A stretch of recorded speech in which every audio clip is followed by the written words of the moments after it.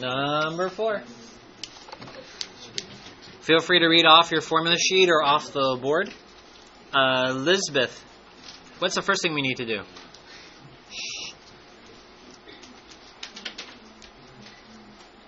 Question, what's the first thing?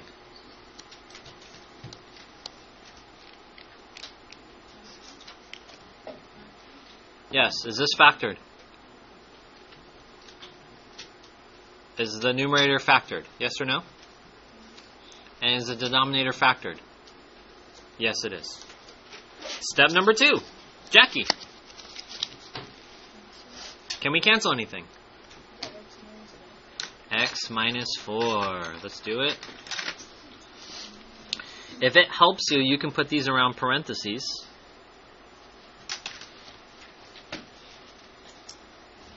So here is my orange box.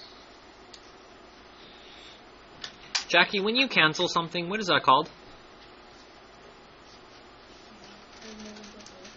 A removable hole.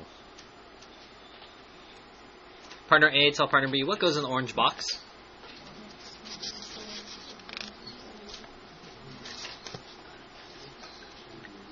May, what goes inside the orange box?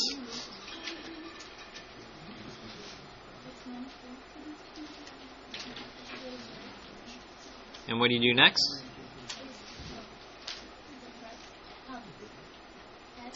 Add 4.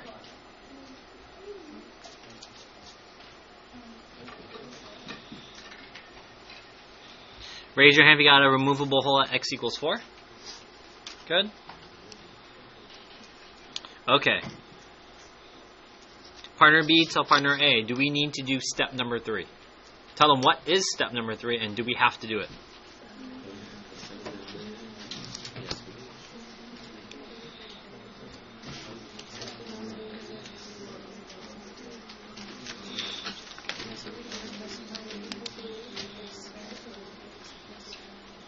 Diego, what's step number 3?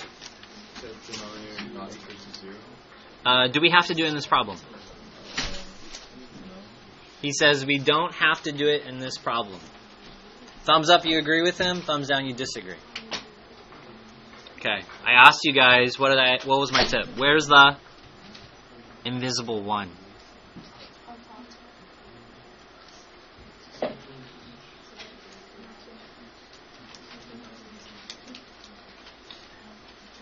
Raise your hand if you know that the function we need to graph is 1 over x minus 2. The student who canceled this and left, oh, x minus 2 is left. That's what I need to graph. X minus 2 is wrong. X minus 2 is where? Where is it, class? It's in the denominator. So we do need to set this equal to 0. This means we are going to have a vertical asymptote.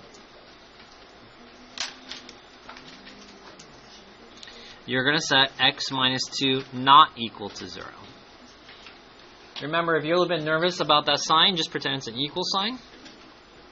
Arlene, how do you solve this?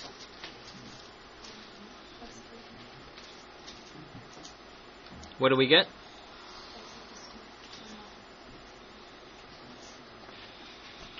Okay, so now we're putting in some puzzle pieces.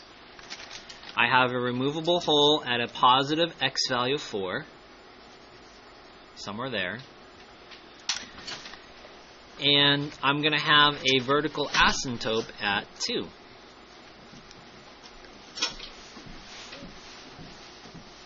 Okay.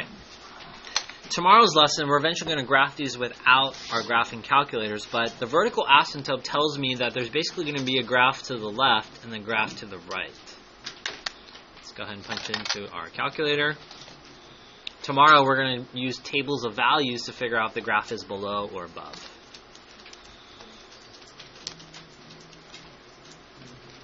Now, we did talk about how parentheses are super important. So if you wrote 1 over x minus 2 with no parentheses, it's actually wrong. It's not wrong to use lots of parentheses. Remember division, x minus 2.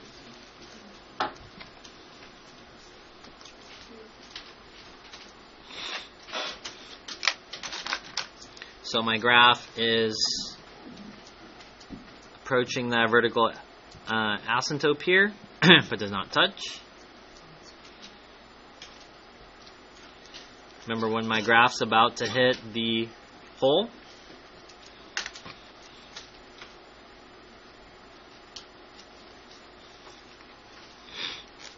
So in this graph we have both a removable hole and a vertical asymptote because I canceled for the removable hole, and a vertical asymptote because there's something in the denominator. There's a fraction. Just know there's a visible one.